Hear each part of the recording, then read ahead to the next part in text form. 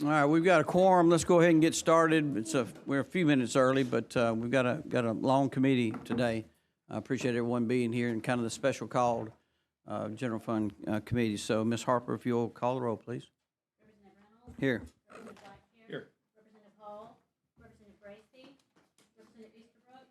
Representative Gibbons. Representative Lamb. Here. Representative Lee. Here. Representative McCampbell. Representative Mooney. Representative Sorrell. Representative Sales. Here. Representative Underwood. Here. Representative Warren. Representative Witt. Here. We have a quorum. Thank you, Ms. Harper. If you would, call the first bill. We are going to go a little bit out of order today. We got some people traveling in from out of town and got to move it. So call the SB 220, please, ma'am. SB 220 by Senator Roberts, public contracts, prohibitions on public contracts with entities affiliated with the People's Republic of China provided. Senator Roberts. Morning, Mr. Chairman, committee. Thank you so much for allowing me to appear before your austere committee.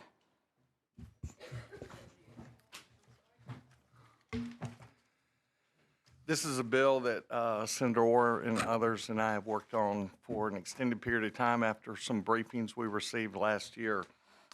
We do have a substitute that we worked out with Susan Wilhelm and staff from procurement, and my suggestion would be that we do discussion based on that sub, and I have copies if anyone behind me wants to see it. But I think there was someone that was going to offer this amendment who's not here. Okay, so we've only got a sub and no amendment, correct? Correct, sir. That changed, and the amendments were included in the sub. Sure. Okay, let's go ahead and put the sub if it pleases the committee. Well, Representative Mooney is not here. If you got sub, I do. offer it yourself, please. Okay, I would offer it. It's in everyone's packet already, but do I bring this to you, sir? Want me to- We have in it. my pack. We've got it. Okay. Yeah, I would offer that sub. And Explain the sub. I'll explain the sub. In the original bill we had, it dealt with, it added penalties, if you will. One example would be that you've got a cookie jar full of cookies and don't eat those before dinner, and then you look over at dinner time and all the cookies are gone.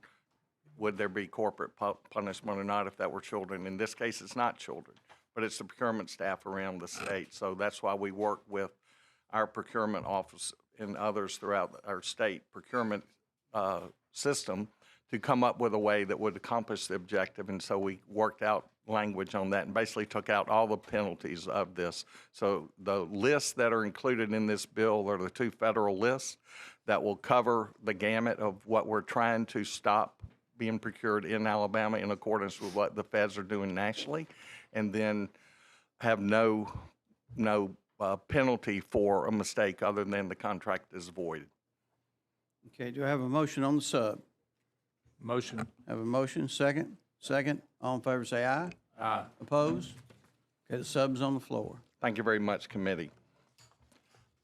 These are two lists that the feds have adopted that will impact procurement of equipment manufactured in China for our national security. And many of you have had briefings already. I believe, Mr. Chairman, you were in one last year as well. Senator Orr and I were in one out of state last year as well.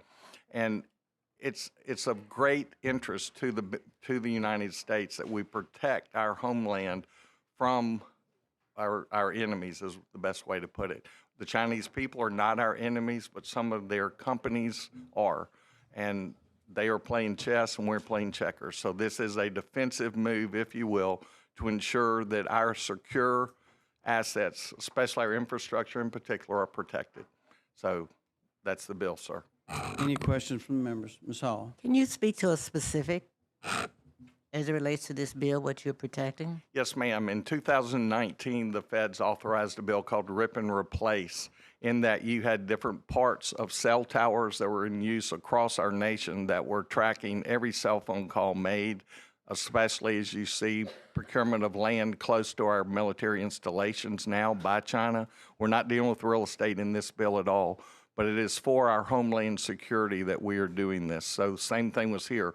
So equipment was removed from cell towers across the nation, and that is still in place, where they were tracking individual, making phone calls that could have been at secure locations or not. And so it's what you're seeing at the federal level being worked out now. This is a small piece of it, just not to put that equipment in places that it can be used nefariously against us, the people of the United States. It's obvious. I'm not aware of what the federal government are doing. So this bill is based on a statute that's been put in place. Two different, one statute and then two lists that are produced by the feds. Could you tell me what those are? Yes, ma'am.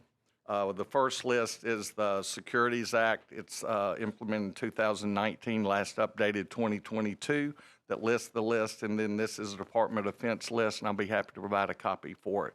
I've given it to the chairman, but I'd be happy to give you a copy of those lists. I would appreciate it. Yes, ma'am. And I apologize to the committee for getting this sub late. It was my fault, sir. Obviously, this bill's been working, but not worked, in my opinion. So as a reminder, before you vote, that this is a sub worked on with the sponsor and with our executive budget office. So with that, I'll entertain a motion. Motion, second? A second. All in favor, say aye. Aye. Opposed? No. Opposed, one. Ms. Hall? Thank you, Mr. Chairman. Thank you. Sub is approved, so we'll enter into the public hearing now. And those speak, We doing a public hearing on, yes, ma'am. on this bill? Yes. So we'll enter into the public hearing and. But we passed it already. No, we just passed The this up. sub. Yep, yep. Please hold your comments to 3 minutes, and the first one for opponent would be Sonny Brassfield with the ACCA. Thank you, Mr. Chairman, members of the committee. I know you have a extensive agenda, and I'll try to be brief. Most of my comments were going to deal with the criminal penalties that were in the bill that would have been levied against public employees. I hear that's been removed from the substitute, so let me focus on a couple of other things in the definitional sections, and I assume the sub language is the same as the engrossed version from the Senate. The definition of a company being owned, which begins in Section 2, the definition is extremely complicated and will be very, very difficult to follow at the county level because it deals with whether or not a person associated with a company has the right to influence another company. And I think if we relied specifically on the list of companies that the sponsor mentioned, that's something that would be much more reasonable for employees at the county level to be able to determine when they receive bids. The effect of the bill would be that when these telecommunication projects are bid, then it would be relied upon by the local folks at the county and municipal level to have to determine whether or not those companies are some way connected to a company on the list, the way the definition is written. So that part of it is extremely concerning to us in terms of how local employees can chase that down. Additionally, the definition of public entity includes in it near the end a reference to private companies that are providing services to the public entities. Again, because this is an extremely complicated area, I don't remember seeing a bill where a public entity is defined as a private company. And again, that would be extremely difficult for us to administer at the local level. Not seen the sub directly, but the removal of the criminal penalty certainly is a significant step forward for us, Mr. Chairman. Under 3 minutes, a record. Any questions, Mr. Brassfield? Next speaker opponent would be Sam Adams with Aaliyah.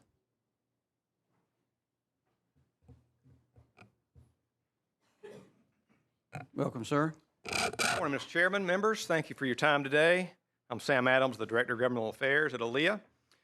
Just wanted to give you a snapshot of how Aaliyah uses drones and how this bill would affect us, as well as one other point about the general nature of the bill. So Aaliyah currently has about 46 drones, about 26 operators that we utilize throughout all divisions of the state. We use these drones for things like mapping traffic homicide investigations, crime scene mapping, warrant service overwatch. So when our SWAT team or officers are entering a dangerous situation to serve a warrant, to make sure that there's no one there waiting for us. Unfortunately, like we saw in Charlotte yesterday, what can happen on those warrant services. Critical incident responses, so major disasters or in anticipation of large-scale events that we host here in Alabama. And finally, search and rescue is another area. So that could either be searching for a suspect or searching for a lost child or an older adult who's this list that would be banned. And to let you know about the security of our drones, they operate in a closed system. So the user has a controller. That controller operates directly or communicates directly with the unit that's in the air through an encrypted link. It does not hit a cell tower or hit anything else to be able to operate.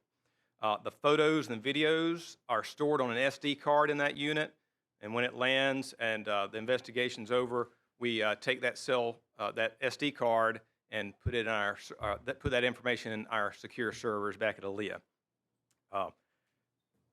The other point about the other communication and IT language that's very open, we don't know the present or future uses of technology as it comes to our investigations or mitigation of threats in the future.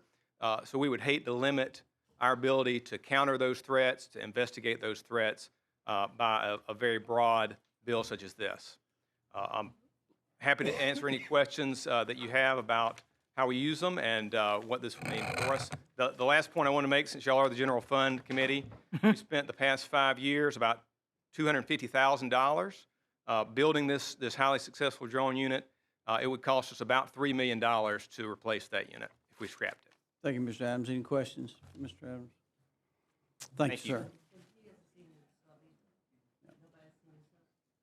Like I say, we received the sub very late. Next speaker, Ms. Susan Wilhelm, opponent, Finance Department. Mr. Chairman, if I could clarify one No, thing. no, sir, you're not recognized. Okay. Let's go through the public hearing. Ms. Wilhelm. Thank you, Mr. Chairman. Good morning. Susan Wilhelm from the Finance Department. As always, thank you for allowing me to speak on behalf of the Finance Department, but I'm also here today to talk a little bit on behalf of cities and counties and everyone who will be affected by this bill. As engrossed and also in the sub, this bill includes lists of prohibited vendors. One of the things we must note is that the bill is very deep in its application and in its implementation. At this time, we cannot determine the ultimate fiscal impact on state agencies, and we urge the committee to carefully consider this impact. Our request, if the policy is put in place, is that the law be as clear and as straightforward as we can so that our city and county and everyone here today who works for government can continue to provide high-quality, cost-effective, good work product as we procure communications and IT equipment for our agencies. Our folks work very hard every day to make sure that we get the best stuff that we can, that we need for government, but and while we're doing that, we're respecting the taxpayer dollar. On behalf of all these employees, we respectfully request and sincerely appreciate the committee's consideration in removing the punitive provisions of the engrossed bill, which is contained in the substitute. Any question by the committee members? Thank you, Ms. Wilhelm. Thank you. Next opponent is Baker Allen with the League. And then Senator Roberts, you'll be up next for rebuttal there.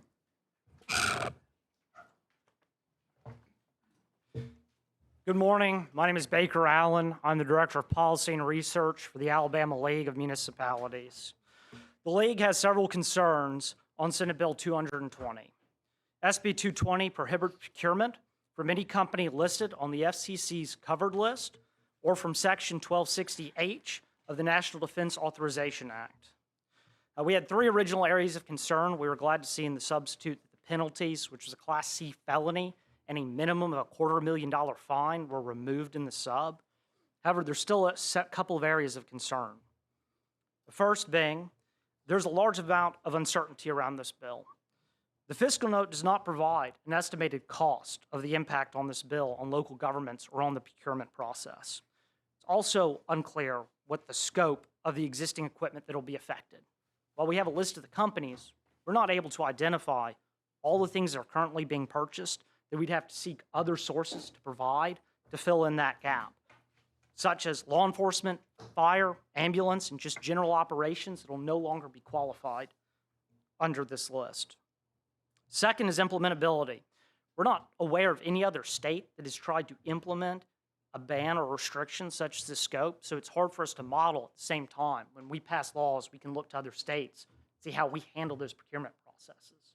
This bill goes into effect on October 1st, and so we've got to figure out a way. That doesn't leave a lot of time to figure out how to restructure that procurement process. I'd like to thank the committee for their time. Any questions by the committee? Representative Underwood? Thank you, Mr. Chair. So it's a little confusing. The list has morphed, more than once with changes and such. And so I guess in the end, my question would be, is this a list followed by the federal government or not? That is a great question. So there are the two lists. The first we'll talk about is that FCC covered list. The way we have read it and our research indicates that the federal government follows that list to a degree. That list applies on new equipment coming online. The things that have already been cleared by the FCC that's provided by those companies are still allowed to be in existence. The second is that DoD list I mentioned earlier, and that list doesn't go into effect until June of 2026, and then there's a step-up provision in 2027. So the way this bill reads is it will be much earlier than the federal government currently, a little more expansive than actually what the federal government's asked, because it only applies, in the DoD case, just to DoD equipment. The FCC is only those new and oncoming equipments. Thank you, sir. Senator Thank you. Roberts, that'd be the time for your rebuttal, sir. Thank you. This is new, but this is a clear and present danger to the United States, and that's why we're trying to move this and set the date for October. We understand there'll be issues, but it's on equipment that will be purchased after October 1. There are other suppliers that are coming on the market. We're not trying to hinder any of the processes that we're currently following now, but as we go forward on procurement, we're trying to get this implemented sooner for the benefit of what the intent of it is. So that's it, and we feel like we work with everyone. Several have not contacted me or Senator Orr as we worked on this bill, and that's a little surprising, but.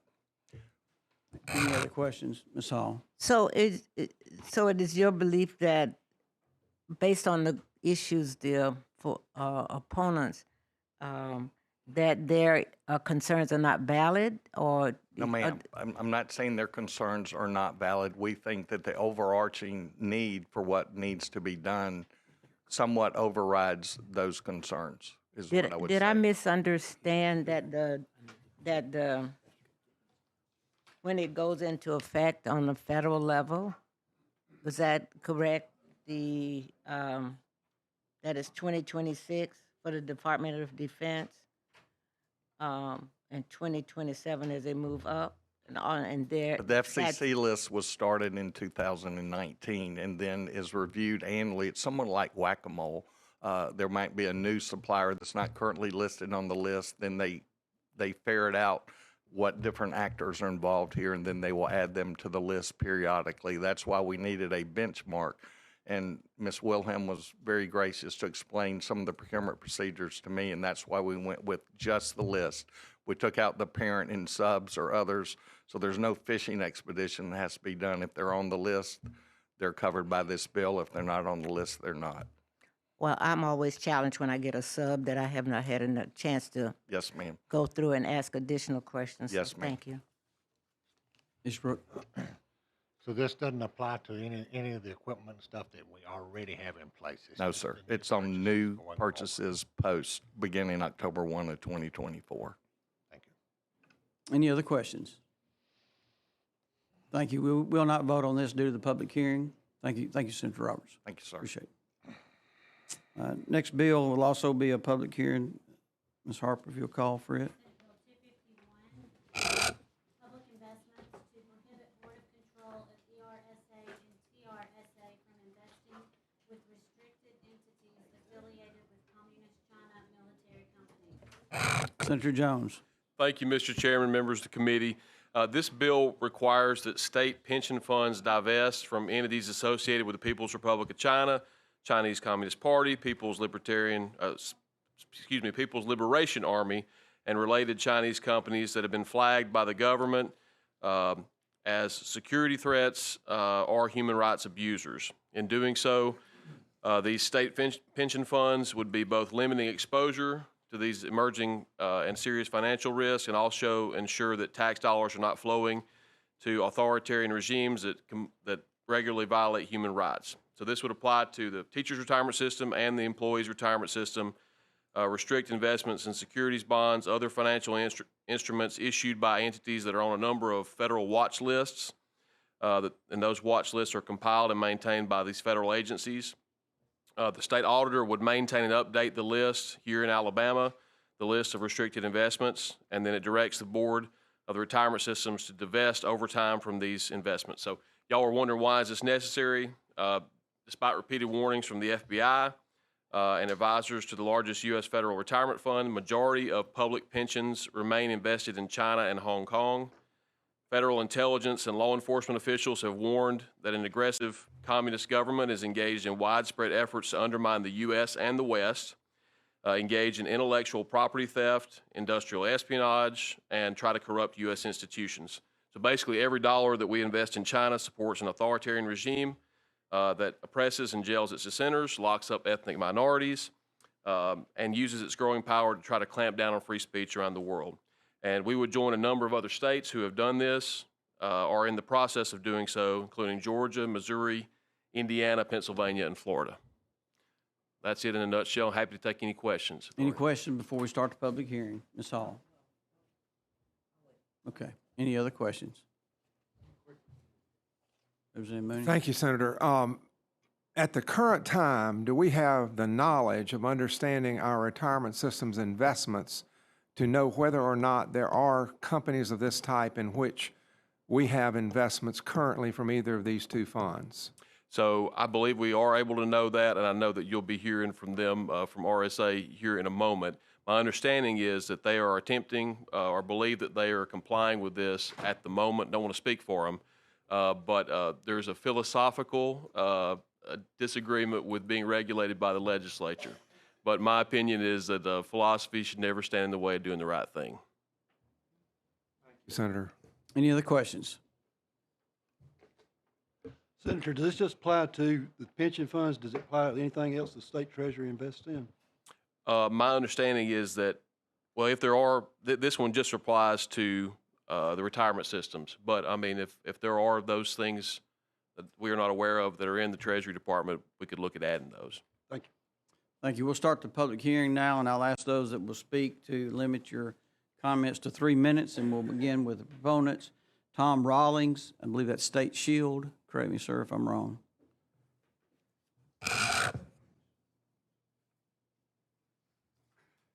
Welcome.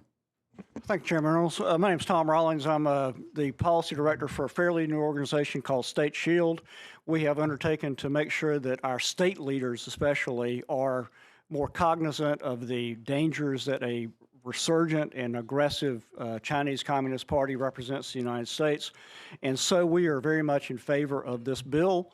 As Senator Jones said earlier, this bill follows the lead of both the major federal retirement system and as well as that of other states. The more that we can ensure that our investments from our taxpayers, from our state employees are not being invested in Chinese companies that have already been determined by the federal government to be connected with the Chinese military, with the persecution of Uyghurs, with other human rights abuses, the more that we can disconnect from those companies, the better off we are, both from an ethical standpoint, but also from a financial standpoint. The Financial Times recently reported that there is actually an organic movement, so to speak, among investors to really decouple from China. It is becoming a much more of a risky place to do business. But our concern is that despite the knowledge of that, we still have a number of state pension systems, especially California and New York, that are still heavily invested in China. The real simple part of this is that the work has already been done for us in terms of the federal government telling us which companies are flagged, and so that we can, our state auditor, our boards of the employees retirement system, the teachers retirement system, should not have a problem in going in and decoupling or divesting in those investments in a prudent manner. Happy to answer any questions. Thank you, sir. Thank you. Opponent Nia Scott with RSA.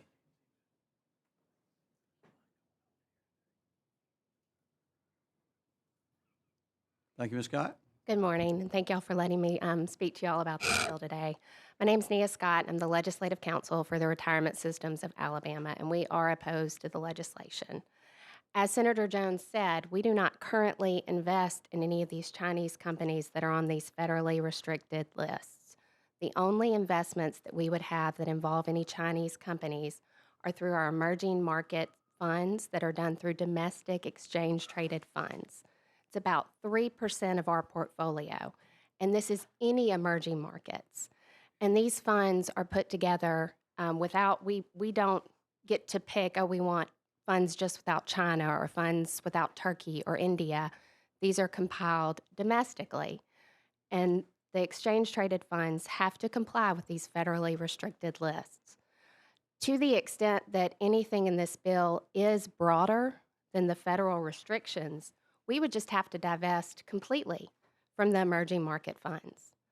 And so that is our issue with this, is that it is injecting something into our investment processes that has never been injected before, and essentially is putting ESG in there instead of allowing us to invest for the best return for our members and our employers. Thank you, Ms. Scott, and then Ms. Hall. So when you talk about the fact that you would have to divest, what type of impact would that have on your funding?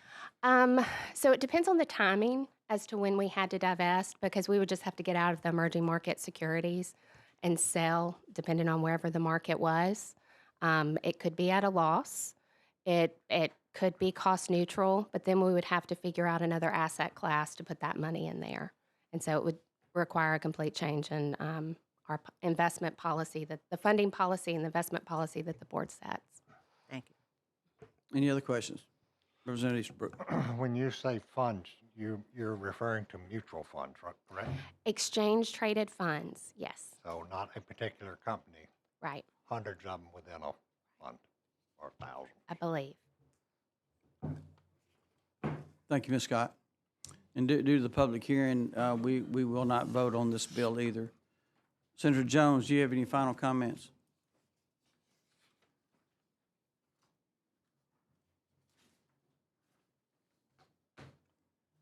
Thank you, Chairman. I would just say that if we're talking about a small part of the portfolio here that's an issue, that if some language inserted into the bill that could say that any of these funds are invested in that certify that they're not, I believe I took away from the comments that these funds are already certifying that they're not doing this. So any funds that RSA invests in that certify that they would be, RSA would be in compliance with the bill. I believe that would be an easy fix to that. Thank you, sir. Thank you, Chairman, members. Thank you. Next bill, Ms. Harper. Senate Bill 386 by Senator Gudger, the Alabama Film Office Director Appointment Process Revised.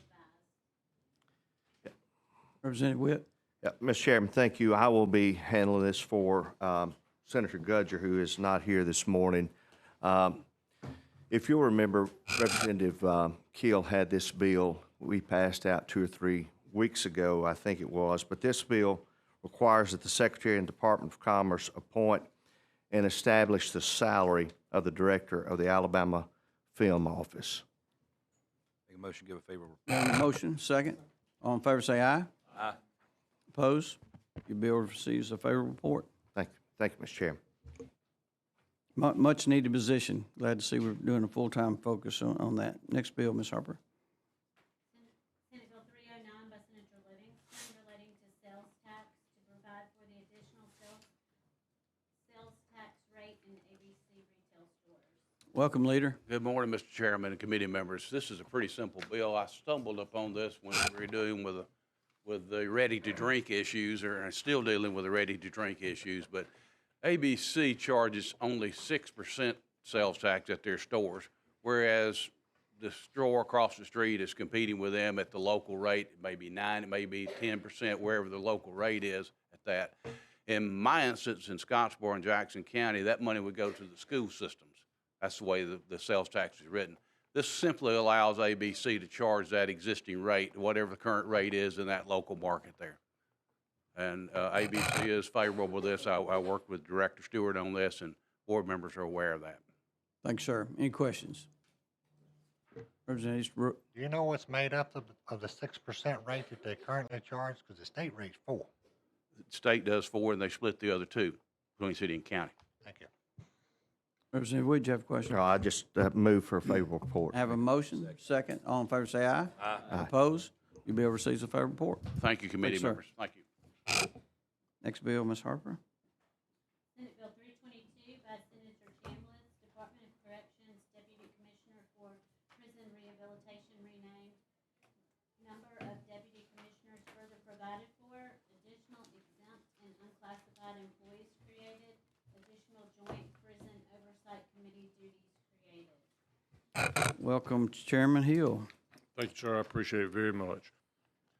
Ladies and gentlemen, as many of you know, we have a prison oversight committee. It is a committee that's made up of 3 members of the Senate, 3 members of the House.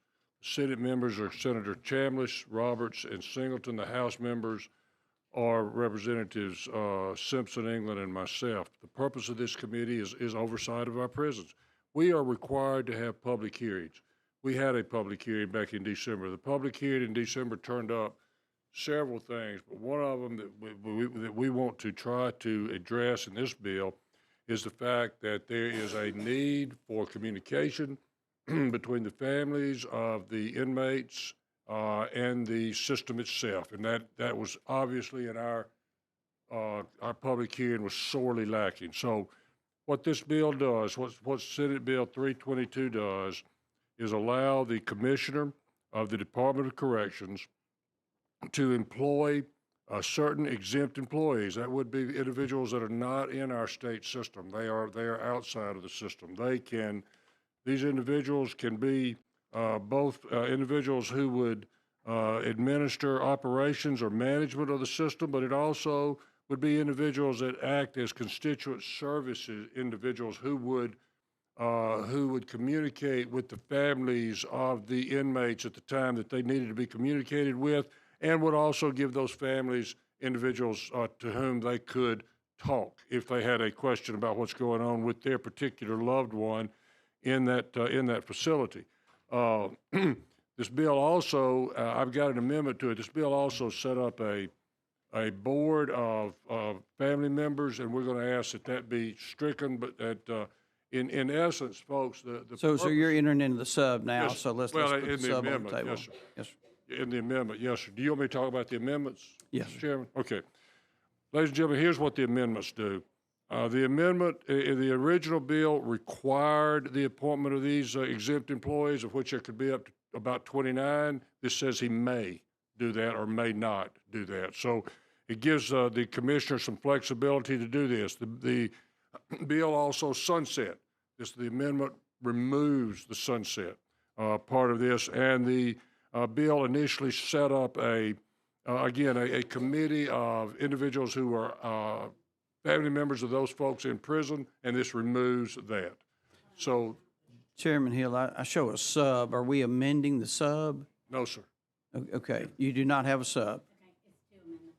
We got 2 amendments in your packet. Okay. Again, committee, I apologize for this. All this kind of came together yesterday. I do appreciate your work on the bill, and I know Well- Senator Chambliss is not here. Yes, sir. There is I have been given what it would look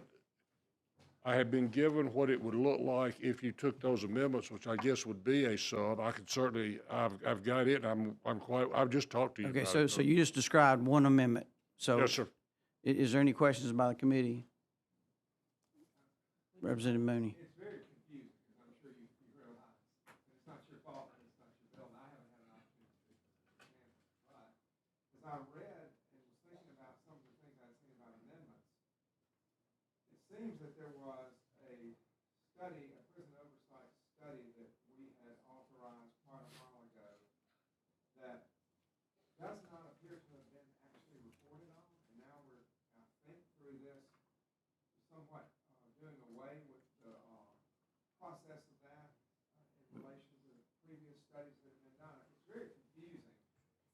doesn't appear that the studies have been done. They haven't been reported because we have a number of them. I can remember even asking Senator Warren when he was in the House what the situation, excuse me, in the Senate, before he went to the pardon the parole.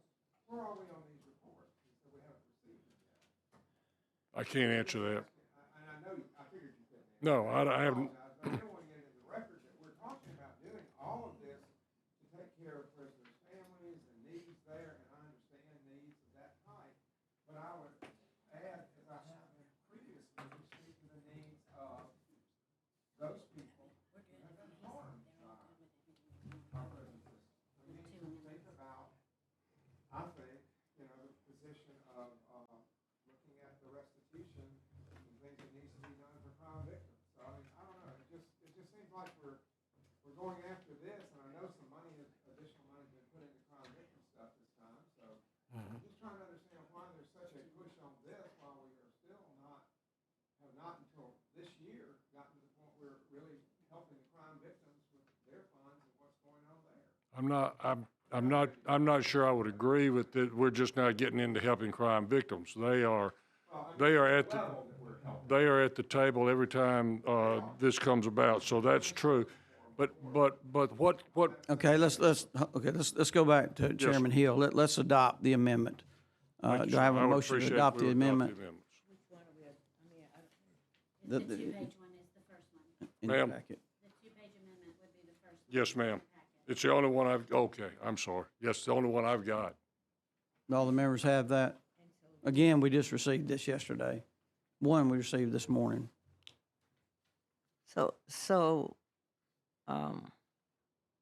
Would you tell me what you're doing? Oh, well, I have the amendment in front of me, so it says you're allowing the Department of Corrections to appoint exempt employees necessary to carry out operations of the department. What does that mean? What it does is it allows right now, all of our employees are within the state system. What this is doing is setting up the ability to put people in place that are outside of the state personnel system. It would do it in two areas, Ms. Hall. One area would be administration. The other area would be communication with the families of the individuals who are in prison. There are a lot of problems with the prison system, and as we start to try to address these, we're doing this within this committee to the best of our ability, and we do it by public hearings and listening to what people have to say, and this is one of the areas that we obviously have a situation that we feel like needs to be addressed. Most of these immediately will go toward putting people in place who can communicate with the families of those individuals who call the prisons seeking answers for what's going on with the prisoners inside of the system.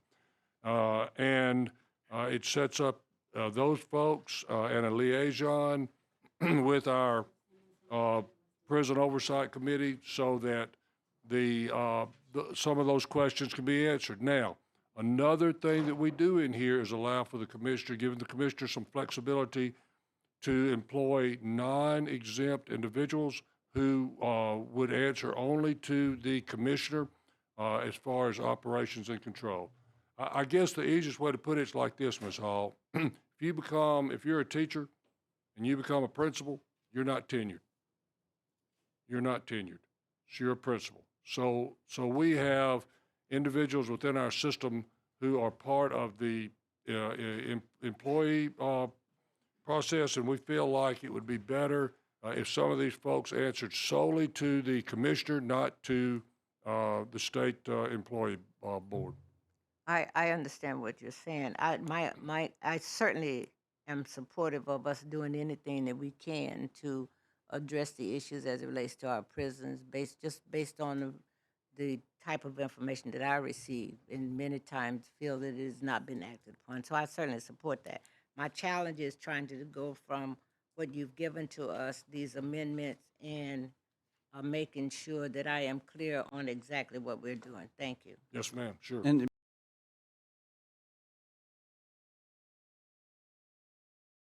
And thank you publicly for working with Director Ham on the amendment. Have a motion, second. All in favor say aye. Opposed? Okay, the amendment is adopted. Thank you, sir. Any other questions for the chairman? Back on the bill. So would you talk to I've been one, along with many others, in looking at the challenge that we face is making sure that these committees are reflective of and inclusive in terms of the makeup of our population, such as African Americans make up about 27%, et cetera. But when I look at to work in conjunction with this, I'm looking for what are the ways that we can make sure that would exist, that would happen. The committee, ma'am, the committee that I'm on, which is the Prison Oversight Committee, is made up of myself and Chris England and Matt Simpson. You know, I wrote It's the names okay. down I'm because fine I've with just that reached committee. age. But the committee is made up of 3 senators and 3 representatives. That is the Oversight Committee. What we're talking about doing here is allowing the commissioner to employ other individuals that would answer to him for other things that need to be done within the system. I think what you're missing is my point. I understand that committee. On Okay. page 7 of the bill, Senate Bill 322, it has a list of, upon the request of chair, majority vote member, the committee shall report its findings to the legislature and shall work in conjunction with all the following and studying and addressing the issues. Yes, ma'am. Okay, I'm with you. That's in the bill. That's in the law as it stands today. There's nothing changed about that. The committee is charged with the responsibility of working with the Department of Corrections, the Board of Pardons and Paroles, Office of Prosecutional Services, Attorney General, ALEA, criminal defense lawyers, circuit judges, county commission, sheriffs, crime victims, clerks. So this bill does not change that list at all. That's something that was put into law, I don't know, some period of time ago. So those are really just, if you'll look at them, Ms. Hall, I see it. those are positions within government, not individuals. What I will say to you, I'll commit to you that I will work on some language that I would like to see that we make sure address the concern that I have. And that's fine with me, Ms. Hall. I'm not fussing with you about that. I'm sorry. I do, sir. Yes, sir. And the Second Amendment says that the individual who will be in the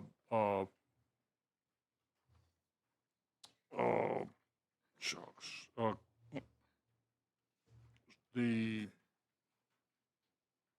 Department of Examiners, the individual that will be assigned or will be employed with the Department of Examiners would also be an exempt employee and therefore would work at the same pleasure of the commissioner and the committee as do these others.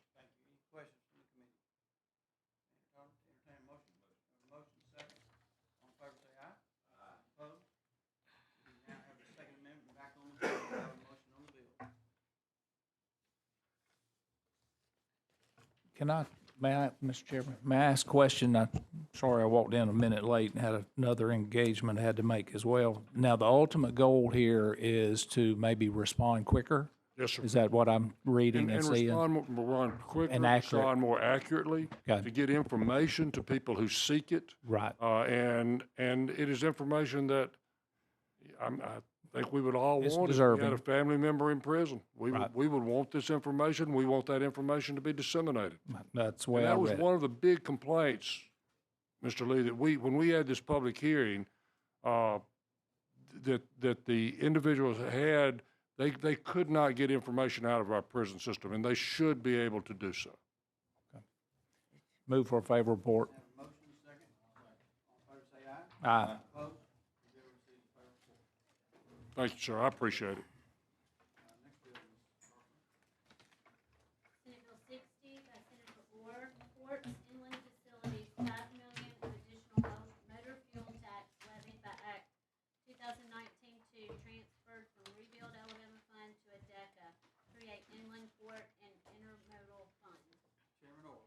Thank you, Mr. Chairman and members. It sounds like that synopsis needs changing. So here's what the bill that passed the Senate does, the engrossed version. Takes $2 million in appropriation from the general fund and makes it available through ADECA. ADECA's the clearinghouse for grants for intermodals and inland ports upstream from Mobile. The logic or rationale for the bill is that we've invested a lot in our Mobile port. I want to see more commerce coming and going. Plus, we've got a lot of congestion on our interstates by assisting the rail traffic to the intermodals.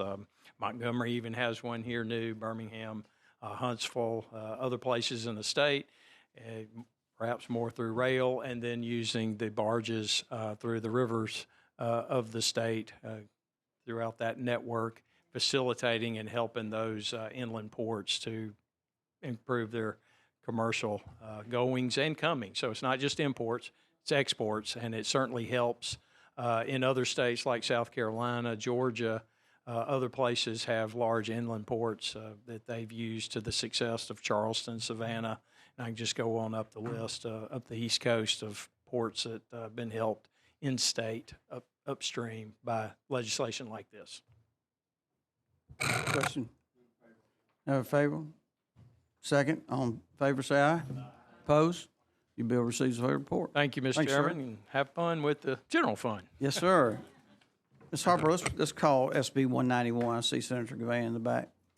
SB 191 by Senator Gavin, Alcoholic Beverages Control Board ability to own its warehouses authorized. Senator Gavin, welcome. Thank you, Mr. Chairman. Appreciate you accommodating my conflicting schedule. So this is a fairly simple bill. It's something that I became aware of during a Sunset Committee meeting, that the ABC does not have the right to own their own warehouse. Now, you know, it's a totally different political and practical debate about retail sites. I'm not trying to do anything with retail sites. This is very clear.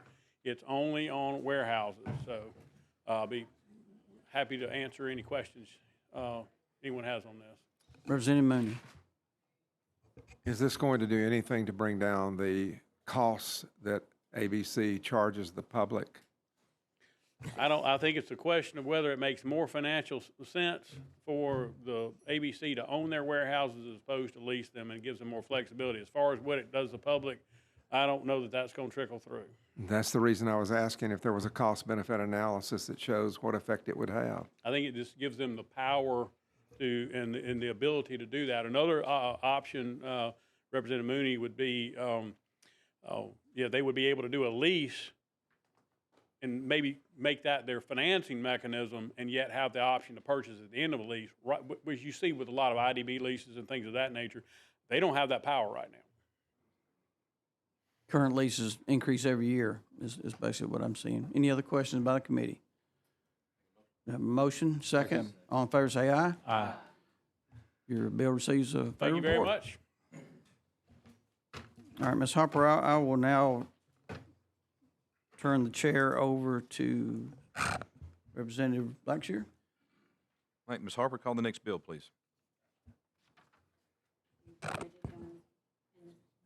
Bill 67, appropriations from state general fund for executive, legislative, and judicial agencies of the state, other functions of government, debt service, and capital outlay for fiscal year ending September 30th, 2025. Chairman Reynolds.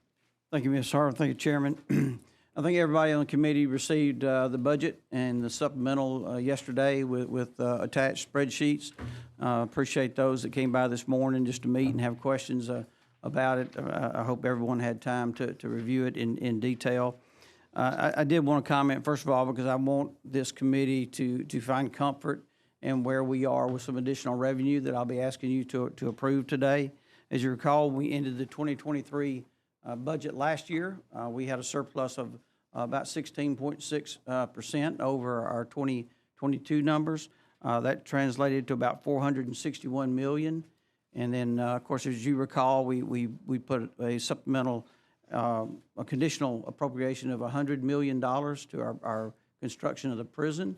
That was a transfer from unused personnel cost. And so that would drop that down to about 361 million. While that applies to the supplemental, I just want you to understand that we are seeing similar growth this year in the current budget. And, you know, the major contributor was the some 6 interest rate increases that we saw between 2022 and 2023, generating somewhere around 45 to 50 million additional dollars per month. And so as we do that, we continue to see SSUT remain strong, our insurance premium taxes, and an increase, sharp increase in our ad valorem taxes. So the House sub that I proposed today, and then, Mr. Chairman, I'll ask us to adopt the sub, will reflect about 36.9 million in additional revenue for the budget. So with that, Mr. Chairman, I have a sub. All right. I have a motion to adopt sub. Motion, have a second. Second. All those in favor say aye. Those opposed? All right, sub is adopted. Thank you. As I mentioned, and to be exact on the numbers, the sub reflects $36,933,878 in additional revenue above that of what the Senate budget was. The governor's budget was roughly $3.2 billion. The Senate budget was $3.3 billion, and the House budget sub you see today is $3.4 billion. There's really only one or two deductions from the Senate version. One was a $100,000 subtraction from the probation and parole budget. That was a program that was not required this year. And then an additional, the $5 million in the conditional for the state docs was removed with 2 additional line items for the state docs that remains there in that budget. Additionally, we used the additional revenue recognized to plus up the governor's budget. The governor's budget was a good budget, good sound budget. Certainly important to fund our agencies first, and we tried to get them back to where they were. The only 2 exceptions, we got the SEEDS funding back to $20 million. The original from the governor's $25 million, and we also the EV infrastructure. We restored it at $4 million instead of the $5 million. So with that said, I'll take any questions. All right, any questions? Just a comment, I thank you for your work, and I think I heard you mention about the trends today are still increasing, looking in a positive direction. Yes, sir. So that's Thank you. good. Yes, Thank sir. you. Representative Mooney. I certainly want to thank Chairman Reynolds for consistently responding to requests that related to the general fund that actually produce economic growth as a result of the expenditure that would be made. There are several of them in here that are in the budget that actually will do that tremendously. They're not just something we're doing in a different area because it's something in a local area that actually produces millions and millions of dollars of economic income as well. Motion for a favorable report. Yeah, motion now on SB 67 as subbed. As Motion, subbed. second. All those in favor say aye. Aye. Those opposed? All right. SB 67 has been given a favorable report. Well, I think that was the final sub. Yes, sir. Final, so yes. Ms. Harper, call the next bill, please. Senate Bill 66, supplemental appropriation from state general fund to specified agencies for fiscal year ending September 30th, 2024. Chairman Reynolds. Thank you, Representative Blackshear. Again, back to the 16.6% growth. I think that gives you the comfort in the additional revenue that I'm asking you to recognize today. Again, the first $100 million was reverted to the prisons. The proposed supplemental is $253,875,169, which is $38,447,800 more than the Senate version. Again, well within the over $300 million in additional revenue from the end of the 2023 budget. The only deduction in the Senate version was the transfer of $500,000 from Vets Recovery to Dovetail Landing Veterans Program, and the $2 million still remains there for Vets Recover. Our total revenue projections are over this 2-year budget revenue cycle are just right at $176 million in new revenue, And I think everyone has seen the detailed spreadsheet, and you've got a copy in front of you now. Certainly, I can address any of those line items specifically, but otherwise, I will ask to adopt the sub. I have a motion on the sub. Motion second. All those in favor? Aye. Those opposed? All right, we're on the sub, Chairman Reynolds. Any questions for our chairman on the sub? Thank you. I really should have done this on the last one, so I'll wait till after and just make a comment. Go ahead. All right. Representative Givens, you have a comment you want to make? All right. All right. Got a motion and a second. All those in favor? Say aye. Aye. Those opposed? All right. SB 66 has been given a favorable report as sub. Thank you. Before we move on to the other budget bills, I did want to make a comment that, again, thanks to each of you for your work on the budget and supplemental. As I look back, this committee recommended and approved the payoff of the $60 million last year to the ATF. You also committed an additional $50 million in reserve. Our general fund reserve now stands at $150 million. So again, just kind of provides you comfort in this conservative budget. I just wanted to say a comment to you, to Mr. Chairman. Thank you for the work that you've done and always listening with an ear of taking action, even though we may not get to where we want to. And I'm speaking specifically about the summer EBT program and the fact that we're still working on that to make sure if it's could be a part of the schedule for the following year that these children would have access to food during the summer. But I appreciate your work, your listening ear, and your attentiveness to addressing the concerns that I've raised. Thank you. Thank you, Ms. Hall. Next bill, Ms. Harper.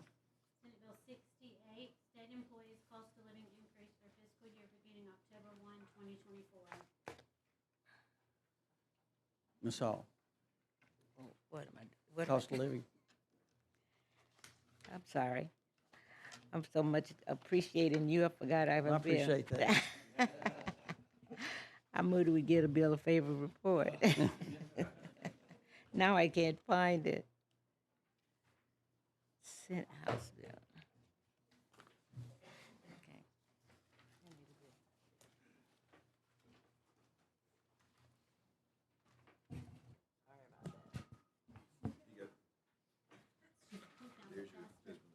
Too many pieces of paper. Thank you. Thank you. This bill, Senate Bill 68, would provide a 2% salary increase for state employees, effective the first day of the fiscal year 2025. Thank you, Ms. Hall. Any questions? Motion for favorable report. Have a motion, second. All in favor, say aye. SB 68 receives a favorable report. Thank you. Next bill, Ms. Harper. Senate Bill 69, Children First Trust Fund appropriations from fiscal year ending September 30th, 2025, use of allocation pursuant to section 41-15B-2.2, and this act tobacco settlement revenues deposited in fund within 30 days of receipt. Did Ms. Warren ask you to carry that? Ms. Hall. Thank you. Senate Bill 69 is the bill to allow the bill would make appropriation of $39,531,028 to Children First Trust Fund for this fiscal year, September 20, 2025, 2025. And that's out of the tobacco settlement revenues, correct? Right, yes.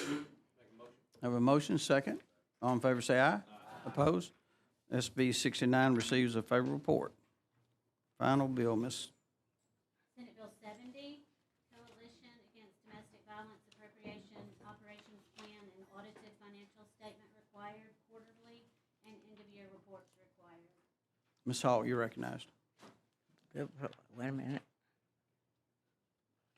The appropriation is, I just mixed them out.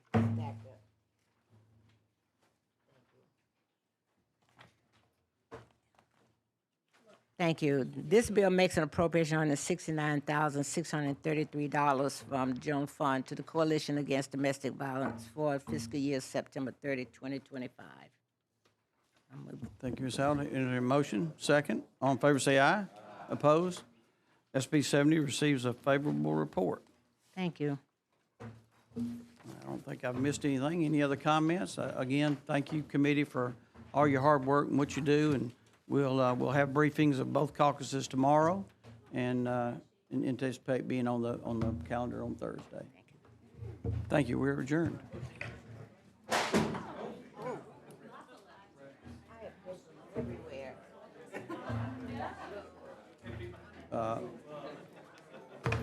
Yeah, let's see how this week works out and see what happens next week.